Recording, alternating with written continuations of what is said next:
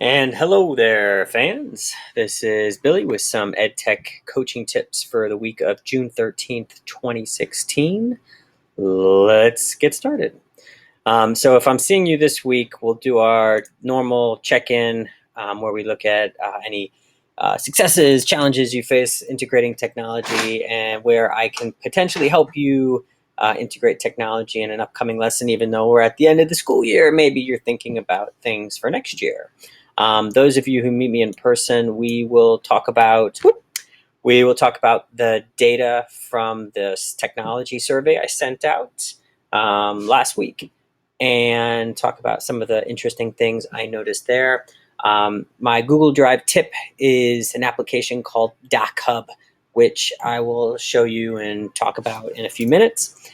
And I have two really cool resources for you this week, wordclouds.com and TunyTool. I love that name. Alliteration, love it. So we'll talk about that. All right, so DocHub. DocHub is a really cool app that I use all the time. And I was thinking, what should I share with everybody this week? And sure enough, I had just used DocHub when I was thinking about that. What a DocHub allows you to do is in Google Drive on a Chromebook or a Mac or Windows or whatever device you have, you can take a PDF and draw on it, write on it, edit it. Especially if you're filling out a PDF version of a form that your school district might not allow you to edit if you don't have the fancy Adobe Pro, software to edit PDFs. DocHub is a free, really awesome way to manipulate PDFs, and you will use it all the time. So check it out, DocHub. Now, the tech survey I sent out to teachers last week covered a couple different areas, but I wanted to emphasize a couple big data, some really strong data points that really stood out. Almost everybody, mentioned how technology skills are important for students. It makes sense when we're a one-to-one school. Almost everybody agreed that getting more training would help teachers use technology more in their teaching. Makes sense. What I thought was really interesting was this one down here. It wasn't a majority, but it was a plurality of people felt that getting PD in small group and asynchronous was better than a one-on-one personal meeting.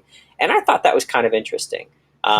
If it was me, I would prefer one-on-one, or asynchronous, but the small group and asynchronous both got a big share of votes.